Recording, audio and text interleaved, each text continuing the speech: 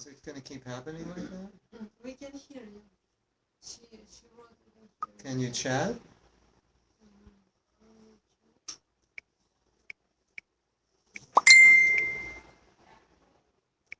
Few of us are in chat.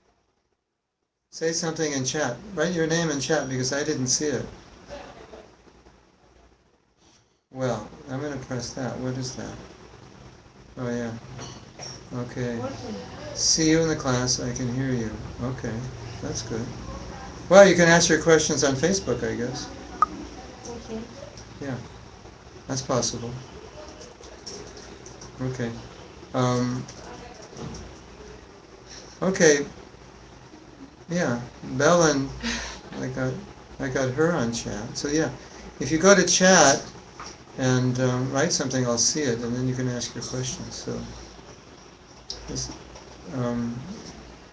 it appears that maybe. Where's the chat on the? You see the chat? Can I see the? Yes. Is it hard to find? I will just refresh as I don't hear anything. Yeah, because we had it gone off and on again. Anyway, if you have a problem hearing or any problem, then send me a Facebook message or just call Alana and tell her something and she can send me a Facebook message. Okay? So It's everything okay now. everything's good? Yeah. Except I need you to send a chat message. So where's the chat? We're going to do a demonstration here. Yeah, I just take We are going to show you where the chat button is. the mic. It's deep down that one. It's okay. It's okay? Yeah, it's fine. Really? Doesn't matter. We want to show you, if we can, we want to show you where the chat button is. And the internet connection, what happened is we got disconnected here. So if we get disconnected here, we're just going to, you just hold. How's that going to work? If we get disconnected here, then we reconnect. Yeah. They have to reconnect also. Maybe Yeah. not. Maybe it's a Anyway, if we get disconnected, we'll reconnect here, and if we'll reconnect immediately, and if you don't get something, it means you may have to reconnect. Where's the chat? Yeah, you know. What? It says social stream chat. Yes. Right here.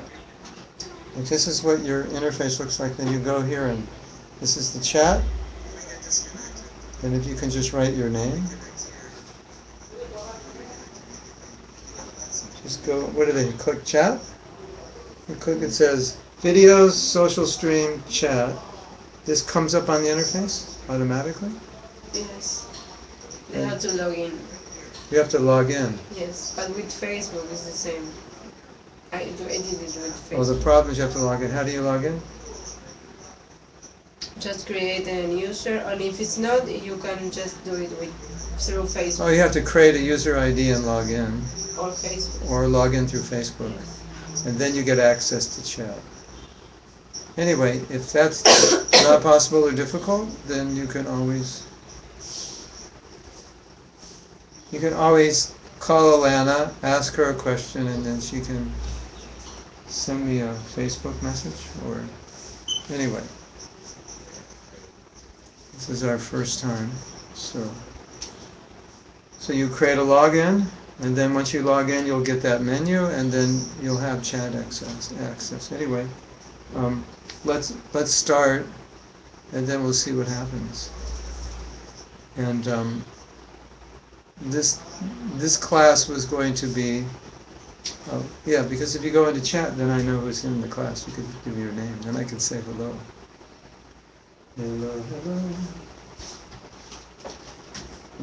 Okay.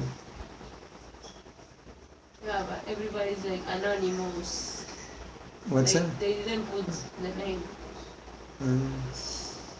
But Well, there's 6 people. 10 people. It says 10 viewers. And Eddie Eddie is there. She logged in. So I think gradually everyone will log in. No? Edith and Tatiana Comaroa. I see 3 on mine. Anyway, so this class is entitled, I believe,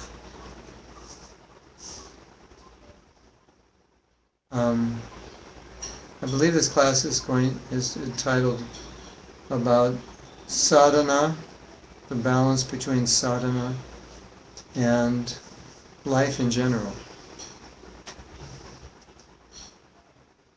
Is that noise of the fan creating a problem for anybody? Video is perfect. Video is perfect? What about and video perfect? Okay, good. So, the class is about balancing. Alana's there? Good. So I have Alana, Eddie. Yeah, so one by one you can log in, that's great. Then if there's any problems like with clarity of picture or... It's all being broadcast on my phone, isn't that amazing? I have an iPhone imitation made in India. So, because I'm so renounced, I don't need an iPhone, I can use an imitation. Right? You know how renounced I am. So, but this has a better camera than the iPhone, so maybe I'm not that renounced. Okay, so it's an interesting topic because that takes up bandwidth. You need that? You don't need that, right? You like to have it? It's like a TV. Or I can see myself broadcasting, so it's like a TV station. Here, I can see myself. Yeah. Okay. So the first thing that came to mind when Alana was asking me about this class, about balancing sadhana and your life, basically, or you could say sadhana service, your life. And if you want to expand upon it, then you can divide it, because your life isn't just work, and your Krishna consciousness isn't just sadhana, it's also service, it's also festivals. But then your life comprised is of work, but it's also health, it's also recreation, it's also money, it's also relationships, family. So, first thought that came to me, or always comes to me when we talk about this, is Prabhupada's statement in the 7 principles of Krishna consciousness. And his statement is that we establish a Krishna conscious movement in order to create a balance in values. And I think that was maybe the first statement, the balance of values. And what Prabhupada meant, the balance of material and spiritual values, because everybody's basically thinking they're the body, so because they think they're the body, all the time is going into something that's relating to the body. When I was young, and it's hard to believe I was young, but I was actually young once. And in those days in America, well, actually, let me tell you something else. I lived in South Africa in 1981. In South Africa in 1981, the government required that every shop and store be closed by Saturday at 1 o'clock and all day Sunday, and that every store be closed every weekday by 5. Isn't that interesting? And I asked the devotees, what's the reason? And they said, well, they want people to be home in the evenings with their families, and they don't want people to work so hard, and they want people to go to church on Sunday. So if all the stores are closed, what can you do? So 1 o'clock Saturday, the whole city shut down. The whole city shop Saturday morning, 1 o'clock it was shut down. So what are you going to do? So they wanted to encourage family values, and they wanted to encourage religious values. And it was perfect because we couldn't do anything in the evening, so every evening we had an evening program at the temple, and everyone attended because there was nothing to do. You couldn't go shopping, you couldn't go preaching. I mean, maybe you could go house to house, you couldn't go anywhere. So it was fantastic. I loved it. I thought it was brilliant. And then I came back to America to find that most stores were open till 9 o'clock. And then soon, I didn't come back to America till the 90s, early 90s. But at that point, then stores, certain stores like Walmart, they had certain stores that were open 24 hours a day. So it really encourages passion, right? So, number one, we're living in a society that is very passionate. So, what Prabhupada's trying to teach us is that actually your spiritual life is much more important than your material life. But we're all kind of caught up in material life as kind of everything, and then we fit in our spiritual life. Prabhu, Mataji, did you finish your rounds today? Oh, I'm busy, I'm still trying to finish my rounds. Right? Have you had that experience?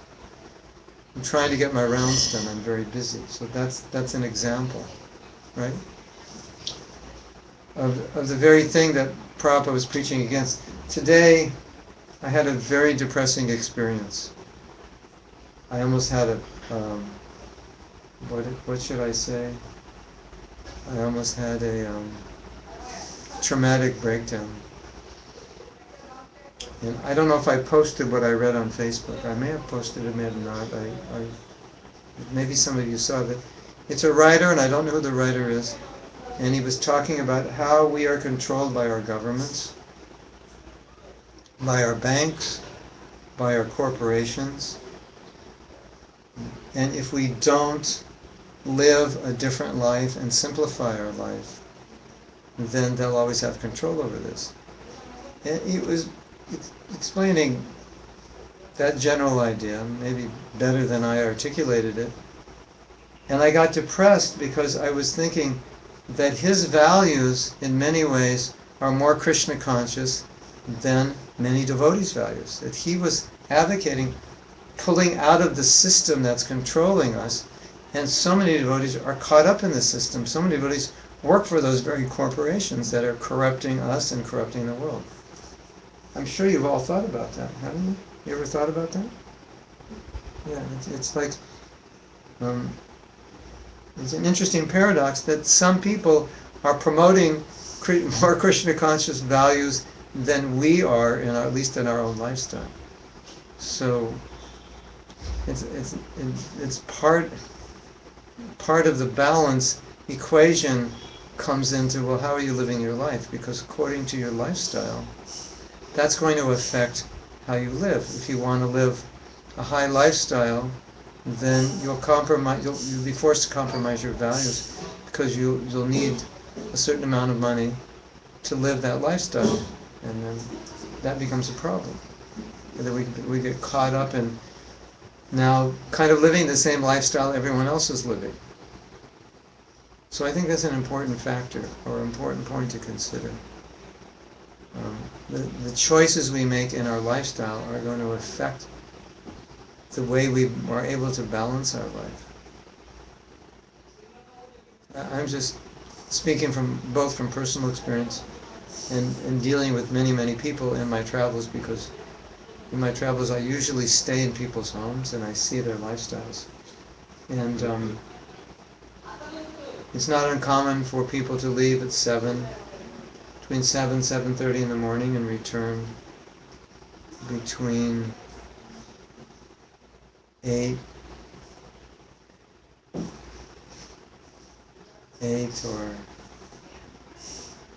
gone 12, 13 hours a day to maintain a certain lifestyle. Jai Singh's wife Kim has joined us. Haribol. So in South Africa it's 3.5 hours earlier, 4.5. Anyway, another experience I have is that how do you do sadhana when you have a busy day? How do you fit that in? Well, I think the first thing we have to realize is that when you decide to take Krishna consciousness seriously, and seriously means that you've decided that you want to make this a way of life, and in your thinking that someday you'll get initiated, then immediately you're confronted with the reality that it takes at least 2 hours a day to chant 16 rounds.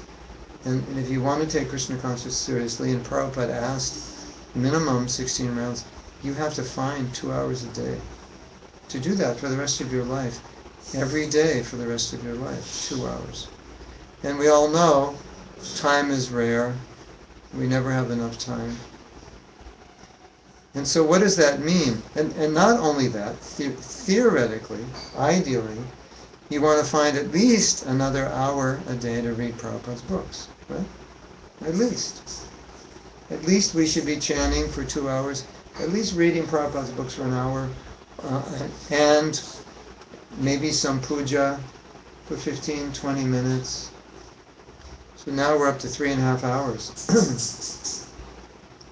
That doesn't even consider if you want to go to the temple in the morning, and add a few more hours to that. And if you want to do some seva every day for half hour, 2 hours. Now, when I look at my schedule, if I go to the temple at 4, I usually come back like 9. So that's 5 hours. Okay? And then if I want to read, so let's say I read for 2 hours, then I'm at 7 hours, and I do my email, and my email is like 3 hours a day. So I'm at 10 hours, and I haven't even really got down to doing like my service. Right? So that's 10 hours already, you know. How many hours are you, can you stay awake? And if you can't, so let's say 8 hours if you add eating. So now somehow I have maybe 6 hours to do my service, of course. Emergencies come, people come. So I have to maybe struggle to find 6 hours. And if I had a job, my job would be taking 8, 10, 12 hours. So then I couldn't do all that. So why am I talking about this, and what does this mean? It means that when you want to take Krishna consciousness seriously and be and have good sadhana, which is extremely important if you want to advance, it's like you can't lose weight if you don't exercise. You can't build muscles if you don't lift weights. You can't become a scholar if you don't study books. So you can't become Krishna conscious without good sadhana. So you need good sadhana, daily, regularly. So what does it mean if you want to practice Krishna consciousness seriously? What does it mean? It means something's got to be eliminated from your life, right? You have so many hours, so now what do I eliminate? My surfing on the internet, the time I spend getting ready, how much I sleep, how much time I spend eating, something somewhere has to give way, because the more you have time for sadhana, the better, right? And that's why I was beginning by saying that if your choices about your lifestyle and the choices about your priorities are going to determine the amount of time you're going to have to focus on your sadhana and your service. And it's just it's a reality, and I think one of the most important things for us to understand is that if we don't face realities, then we don't create solutions. Like sometimes we have problems, but we don't actually understand exactly what they are, or we have challenges, but sometimes we're optimistic. We're so optimistic that we don't actually see there's a problem. We think, no, everything's fine, everything will work out. And we don't actually look at the problem as it is. And so I think it's necessary in any kind of discussion about balance, you actually look at, okay, what's the reality? The reality is, I need time to do sadhana bhakti. And if I want the time, the reality is, time for other things has to go. Whatever those other things are that I may like to do. I may have to eliminate or trim them down in some way. And so the point is, you can't do everything, and so you have to start prioritizing what's more important. What should I do? So then, and then you have to think, okay, I really should read every day, and I really need quality time for chanting, so that there are other things going on in my life that may be taking away from that, and I have to say, okay, is it worth doing this, because doing this is taking away from that. Just like in America, I have a recording studio, and so I can go in the recording studio and I can kind of fool around, work on some song ideas or something, but actually it may not, and often is not, part of what I need to be doing in my service. So every half hour I spend doing that, it takes away from time which I should be doing something else, because that's not a priority. Although I like to do it, but because it's not a priority, I have to say, okay, this is going to take away time. Or let's say I haven't read Bhagavatam, I haven't read Prabhupada's books all week, and now I'm sitting down and I'm fooling around with my keyboard, and an hour goes by and I could have read Bhagavatam. So you might say, oh, but I need to release, I need some recreation. Okay, I'll acknowledge that. But all I'm saying is you have to acknowledge that 1 hour of recreation, do you really need it? Is it necessary? Because that's an hour when you could have finished your rounds, or you could have read, or maybe you could have done some other seva. So these are the considerations of balance. And of course,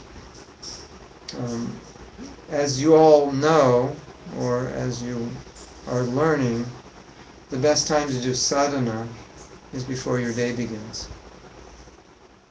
And one of the things is that I like to teach devotees is that if you can do sadhana before your day begins, then you can tell yourself, my day doesn't begin until, let's say, you have to leave for work at 8 o'clock. So you tell yourself, my day doesn't begin until 7:30. I need to get ready at 7:30. Or maybe I need to get ready at 7. My day doesn't begin until 7. So that means from 7 o'clock, I have to start preparing for my day. And so my mantra to you is, before 7, your day hasn't begun. It's not existent. Before 7, it's just for you and your sadhana. So you don't have to think about your day. Right? If you have kids, your kids won't get up till 7, or whenever your kids get up, that's when your day begins. Whenever you have to start getting ready for work or school, that's when your day begins. Right? So let's be realistic about it. Okay, you say, I have to be at work at 9. I have to leave at 8:30 to get to work on time. That means I take breakfast. I need to start getting ready at 7:30. Then I take breakfast at 8, and then I leave at 8:30. Okay. So for you, your day begins at 7:30. If it takes you a half hour to get ready, takes you an hour to get ready, your day begins at 7. Right? 7 to 8, get ready. If you're like me, your day begins at 7:59 because it takes you a minute to get ready. But if you're not like me, it could take you half hour, whatever it takes. So then you know that's when your day begins, right? Okay. So, okay, my day begins at 7. All right. So my day begins at 7. So that means everything before 7 is my time for sadhana, like for quality sadhana, right? Isn't it? Oh yeah. You're getting ads because we don't pay for this. That's why you get ads. If I had a subscription to Ustream, I think Ustream, no, but we're supposed to have some subscription, or get somebody, or there's a certain price when you get a subscription. You don't get ads. Until then, you get ads, unfortunately. Gurunishta, I thought we were going to get a subscription. I think Gurunish is trying to get someone to pay for it. A subscription. When you get a subscription on Ustream, then there's no ads. And if you don't have a subscription, then after a month, all the classes, they go away. Gurunishta says her day begins at 6. All right, so you want to balance your life in sadhana. All the balance on the sadhana side is before 6. So that means, how much balance can you have between your day and sadhana if you get up at 5:30? You have a half hour for sadhana, and then you have to fit in the rest of the day. Okay, so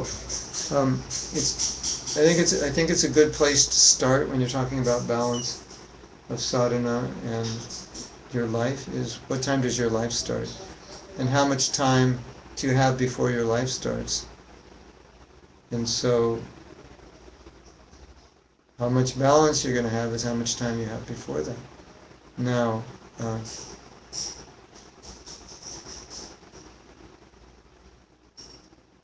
then of course this brings in the next issue.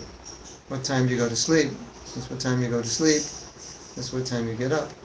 Now this brings in the next issue. But I have kids, and kids,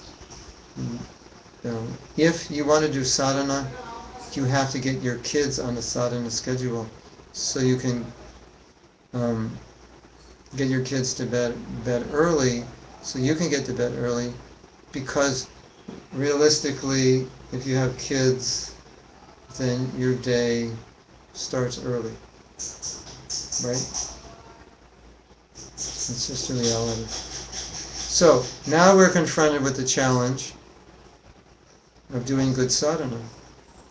So then you have to look at, well, what are your best solutions? I think, from my personal experience, what I've noticed is that mothers who want to have good sadhana put their kids on the sadhana schedule that they want. Because if the kids... I've been at some people's homes and their kids stay up till like midnight. And I think, why did you let your kid, young kids, take this 2-hour nap at 5 o'clock? So what you'll notice is that mothers who are a little more careful about their sadhana will get their kids on schedules where their naps are more like 12 o'clock, 1 o'clock, so that in the evening the kids are tired by 8 or so, and they can put them to sleep. Finish what you have to do, clean your kitchen, finish your rounds, and you can go to bed early. Because if you don't get up early, then it messes up your sadhana. So it's just a reality. Sometimes things are like, I wish things aren't the way they were. You know what I'm saying? Like, I wish mothers didn't have to work, and fathers were rich, and there were no such thing as single mothers, and things went back like 50 years because there were virtually no single mothers and no working mothers 50 years ago. And if that were the case, probably we wouldn't even be having this class, or in one 10-minute discussion the problems would be solved. But now things are different. So now you just have to look at the reality.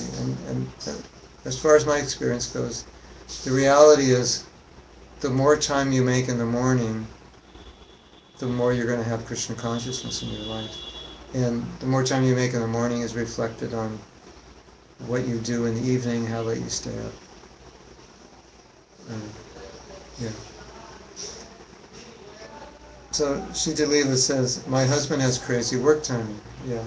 So my suggestion is, sell your house and build a hut. And grow your vegetables. And live and be happy.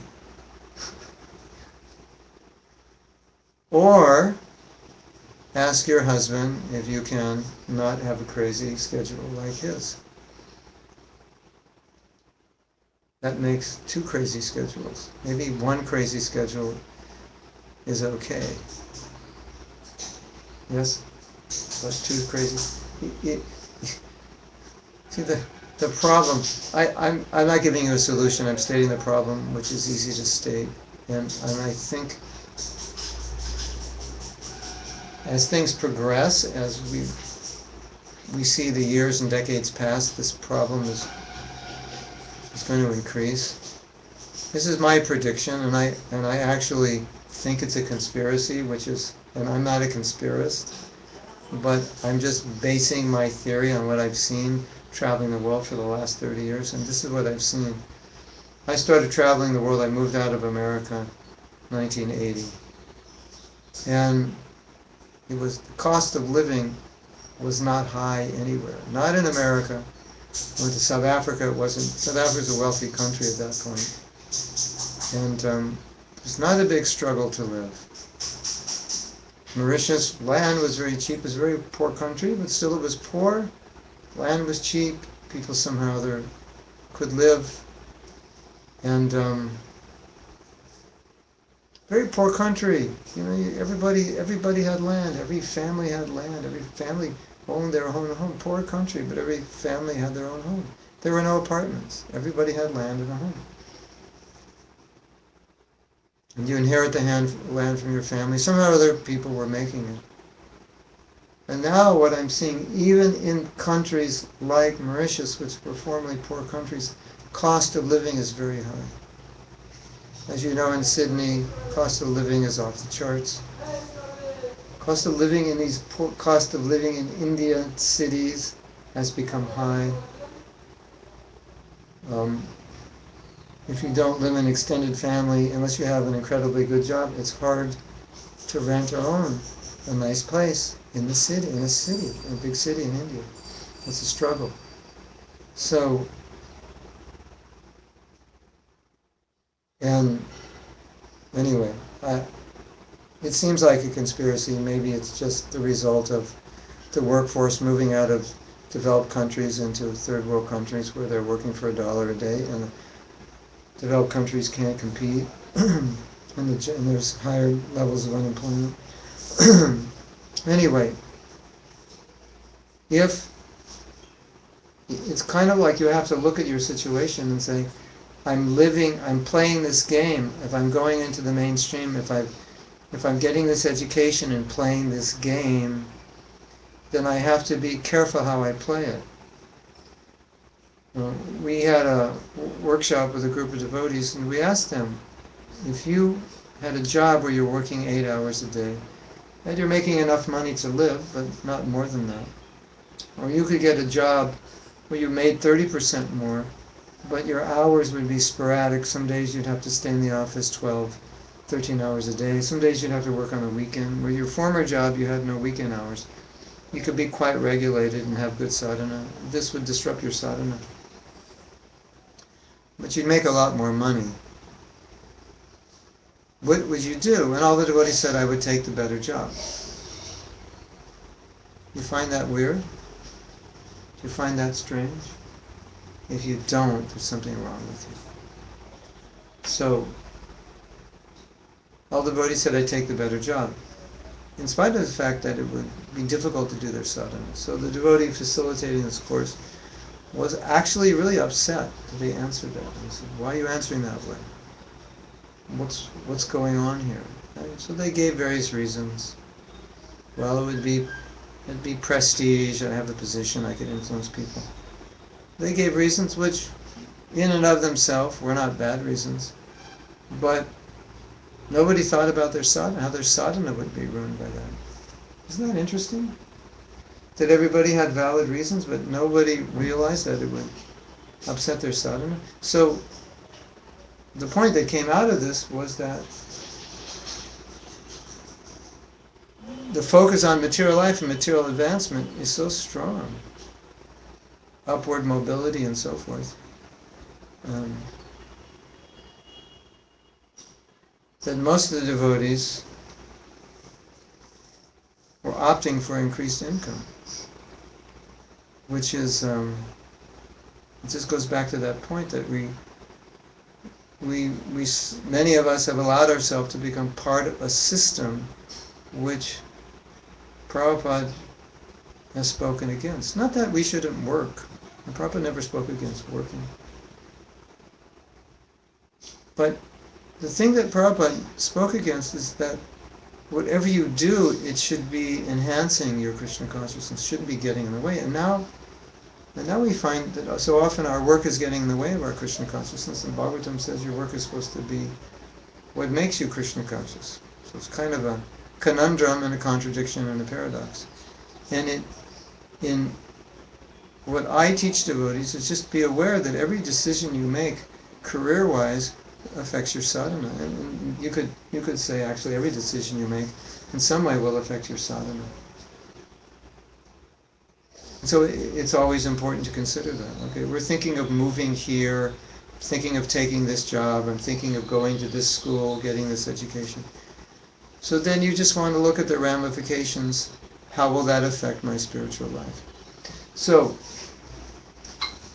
we talk about surrender.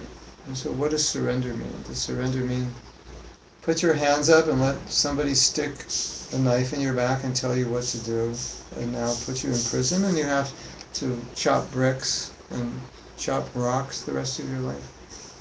No, that's not how surrender is defined in Bhakti. Surrender is defined as doing what helps your Krishna consciousness, what's favorable, and avoiding what isn't favorable, right?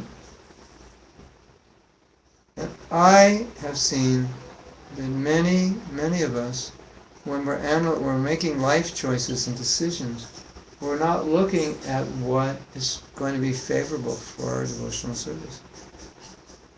Or like Kim says, I would take a job which is favorable for the family.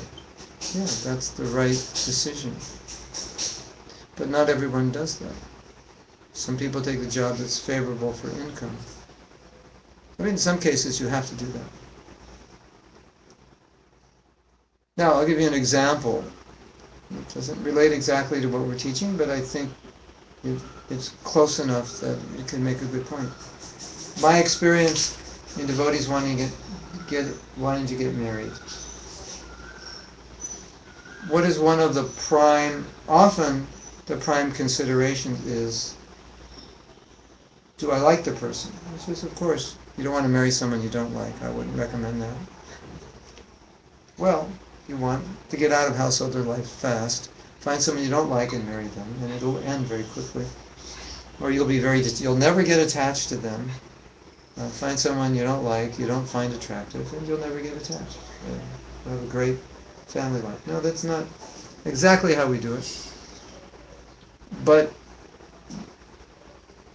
based on the principles of surrender, that we should do what's favorable for our Krishna consciousness. So then, the prime consideration is not just do I like them, but will this be the best thing for my Krishna consciousness? That's really what's most important, right? What if I like you, but the combination, we just fall into Maya whenever we're together. I mean, we like one another so much, we forget Krishna. There were two devotees, they were friends before they joined ISKCON. And they had like such a close relationship that they told me later, he said, we can't live in the same temple. He said, we can't go on, maybe live in the same temple. He said, we can't go on Sankirtan together because we just fall into Maya. Because we're like such good friends that when we're together, we're just joking and talking about this and that. You know what I mean? So it's funny, but you could have such a good relationship with someone that it could just become Maya. So, we talk about compatibility and good relationship and so on, but I'm using this as an example. Okay, that's one aspect of it, but you want to look at it. You look at it and say, well, is this relationship actually good for my Krishna consciousness? Maybe it's good for my sense gratification, but it's not good for my Krishna consciousness. Right? So, you kind of have to, you kind of want to look at the choices you make in terms of, okay, maybe we should live here, maybe we should buy this house, not buy this house, maybe I should apply for this job, maybe I should go for this education, maybe I should try for this service, go to this temple. Not just because I feel like it, but because I want to look at it, would this be conducive to my Krishna consciousness? So that's a very important consideration. And sometimes we're so much on the emotional platform that we tend to make decisions based more on feeling, or a lot of the consideration is based on feeling. I will feel good if I do this, which is not bad, but it may cause you to make a bad decision. Right? Yes? No? Possibly? Could be. Yeah, I like you very much. I feel very good when I'm with you. I can't stop thinking about you 24 hours a day. I just want to be with you all the time. I don't know if I should marry you. I might fall into mine. I'm thinking about you and not thinking about Krishna. Like sometimes devotees say, why aren't you eating that? Don't you like it? And I say, no, I like it. That's why I'm not eating it. Because if I do, I'll eat too much. So there's sometimes there's this factor where you actually don't do something that you like because you know it's not going to be good for your Krishna consciousness, not because you don't like it. Why didn't you do this? I thought you really liked it. Yeah, I like it so much, I was just like, like I could go into a music studio. I like it so much, I could stay up all night and work all morning and have completely irregulated schedule and no sadhana. But why aren't you involved in that service anymore? Because I like it so much. I can't stop it. I can't control myself. Right? So it's not just based on I like it, I don't like it, but what's favorable. So, so Eddie's saying that sometimes your Krishna consciousness is not the biggest priority, but your career is, and other factors are. So, and Kim is saying, I would like to distribute prasadam for a living. I think that's nice. I think that's super ecstatic. I think it's a nice way to think. So,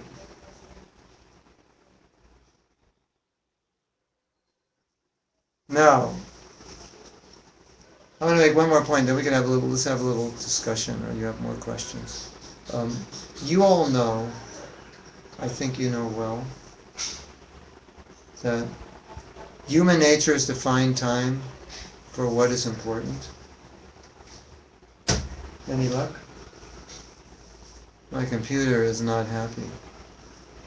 Krishna wants me to chant extra rounds today because my computer is where I write, so I can't write anything now. Can't do anything. And maybe my computer will get better later, I don't know. So, you all know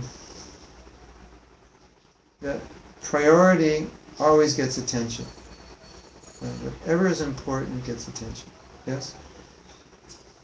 So we often joke and say, Eddie, you can ask your question, then I'll get back to it. We often joke and say, did you ever forget to eat? Did you ever forget to sleep? I say, of course not. Well, rarely. Maybe rarely. Did I eat lunch today? I can't remember. No. Did I forget to eat breakfast and lunch? Did I forget to eat yesterday? I don't know. Yeah, I just completely... Yeah, that's amazing. Yesterday I just completely neglected eating. And I didn't even sleep either. It's just like, there's so many other things going on. No, that doesn't happen. But we may neglect Krishna conscious activity, right? So you tend to neglect what's not a priority, and you tend to give attention to what's a priority, right? So whenever we see there's a lacking in giving attention to our sadhana, what I would suggest is read, especially Prabhupada's letters, if you can access Prabhupada's letters in relation to sadhana. Then you'll see how much he stresses it. And it's important to read what Prabhupada says about sadhana, because then you will give it more priority. Just like if you go to the doctor says, you have to walk every day for an hour. And that's all he says. Are you going to do it? Well, maybe. Maybe not. Right? Maybe you'll do it, maybe you won't. Maybe you'll do it some days. And the doctor said, if you don't walk every day for an hour, you're going to get a heart attack. Would you walk every day for an hour? Yes or no? Of course. Right? So that's the value of reading Prabhupada's books, because, and especially his letters where he talks about sadhana, because Prabhupada will emphasize it to such a degree that you will emphasize it. You'll be reminded, this is the most important thing. You require this for your spiritual purification. You can't get around this. You have to chant good rounds every day. You have to rise early. Take bath. Some puja, some reading. You have to do this every day. Of course, you can also do it in the evening, but some good sadhana in the morning. Very important, rising early. Ideally, before the sun rises, you should rise. Ayurveda does not recommend rising after the sun rises. So rising early, of course, is the best time for Krishna consciousness. But when you read what Prabhupada says about it over and over again, then it's very much like the doctor saying, if you don't do this, you're going to die of a heart attack. So it shocks you into doing it. Yes? Yeah. So that's the importance of reading. It reminds you. And because we're so out of balance and there's so much stress in our society on the material side of life. Okay, so this is here's a very good question Eddie's asking. What is more important, 16 bad rounds or 4 good rounds? Good question. I work and I'm doing my PhD. It's very difficult for me to chant 16 rounds. I wake up every day at 4.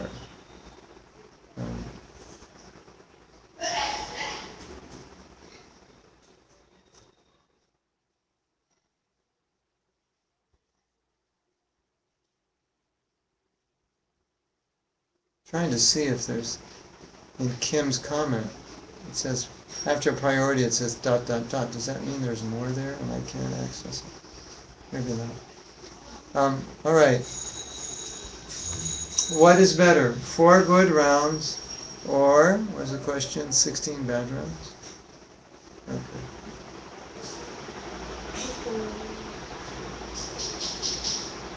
You may have lost the connection. I think we lost the connection. Lost?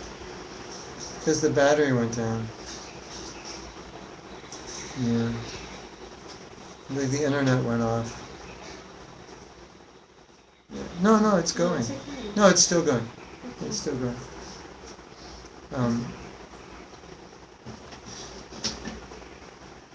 It's easy for me to answer this question for you, because your situation is unique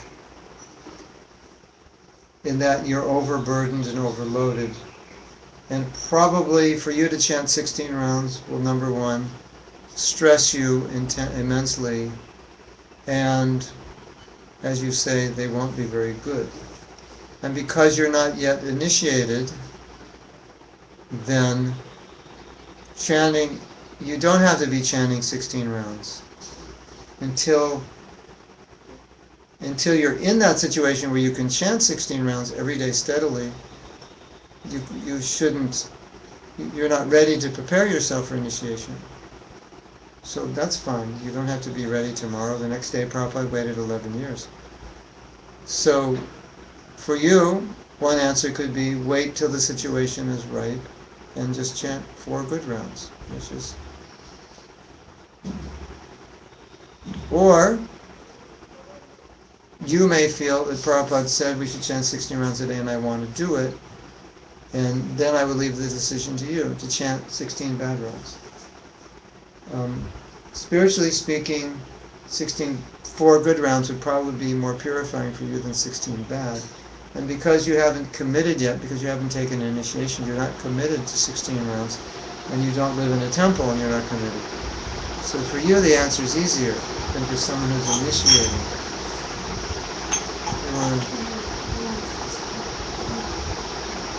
We're losing electricity, it's going on backup, and the backup battery has more shock to it than we have a fan. If we don't have a fan, we'll all just kind of melt away.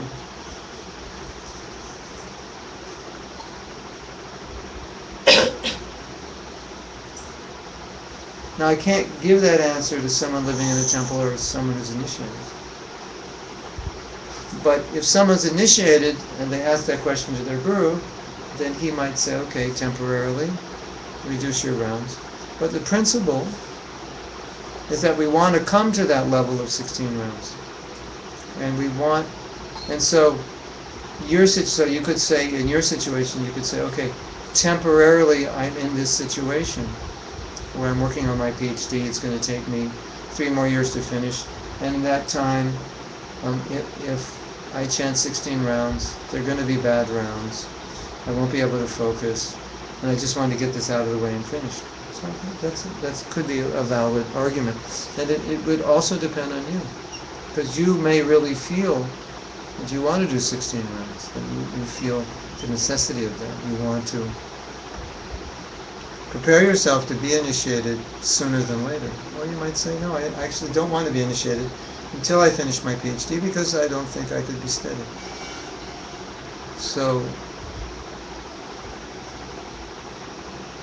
of course, you understand that the goal is to chant 16 rounds. That's what you want to come to. And you want to come to it and you want to be steady at it. And you want to be in a proper environment.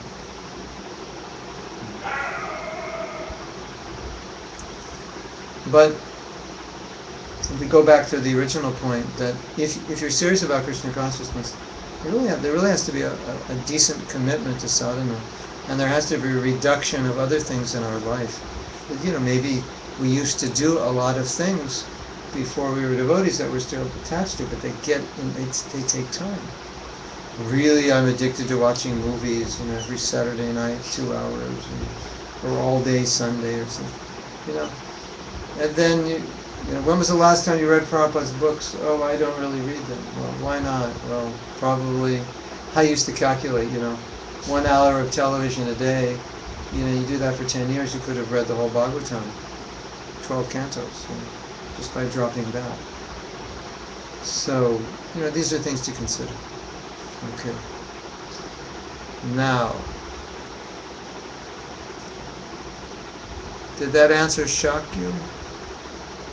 Did that answer shock anybody? I just authorized. Actually, Eddie is my disciple, and I've authorized her to chant 4 rounds. Will I be fired by the GBC now? Will I be branded as a bogus guru? No, because I honestly believe that 4 good rounds is more effective than 16. But once you take the vow, it's not more effective, because then you'd be breaking your vow. Even if 4 good rounds had more spiritual potency, but you would lose the potency, you wouldn't gain the potency of following your vow to your guru. So you haven't made that vow yet. So we could say, in your particular situation, under these circumstances, until you finish your PhD, we say, okay, 4 rounds is okay, 4 good rounds. So that means if you chant 3 good rounds and 1 bad round, then you're going to chant 5 rounds so you can get 4 good rounds, right? And that might mean, Eddie, you have to chant 16 rounds to get 4 good rounds. So that's the trick there. So now we just changed you up a bit. Right? Now she's thinking, oh my God, I might have to chant 16 to get 4 good. But her question was, if I just chant 4 good, is that good enough? Yeah. This brings up another question, and this is an important question, is when am I ready for initiation? And there are many things that would qualify or disqualify you for initiation. But one of the things that I like devotees to consider is that, if you're going to get initiated, you're going to have to chant 16 rounds. So maybe you're just about to get married, or just get a new job, or just start college or something. And so when you're going into a big life change, it's probably better to wait to formally get initiated until you make those changes, and make sure that you're adept at making these life changes and you can maintain your 16 rounds. Because sometimes when people make those shifts, they stop chanting. Very common when you have children, when they're young. Very hard for the women to chant 16 rounds. What to speak of 16 good? That's pretty much doesn't happen until the kids get older, unless you're some rare soul.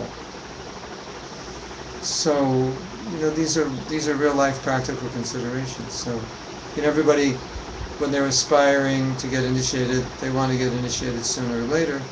But one of my godbrothers told me that he saw a phenomenon which is something to seriously consider, which was he had very good relationships with aspiring disciples, but for some of them, after they got initiated, the relationship went down, and he realized that what happened is that some of them were not able to chant their rounds every day, or perhaps they weren't following the regular principles well. And it wasn't upsetting to them in the same way before initiation as it was after, because after they vowed, before they didn't. So he said our relationship was better before they got initiated. And he said now they feel,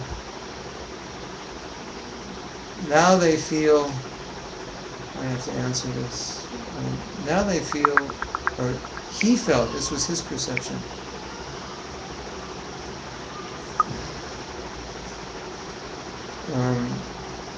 okay, I have to get back to where we were. He felt from his side that the relationship got worse after initiation because they weren't following. Is that interesting? So that's also something to consider. So, maybe in your situation 4 rounds is all you can do, so that's fine. So you do 4 rounds, and then you're aspiring to be initiated. At some point you want to make these vows, but you want to make sure you can keep them, and so you feel, okay, while I'm doing my PhD, it will be too much of a stretch, and I know that some days it will be difficult, so it's better I wait till I'm finished, or whenever I wait till the right time. So that's okay. Or I'm about to get married, let's see how it goes. We're about to move to another country. These are considerations, not that you always have to make them, but that would be that. Those are considerations. Is that okay? Is that answer okay?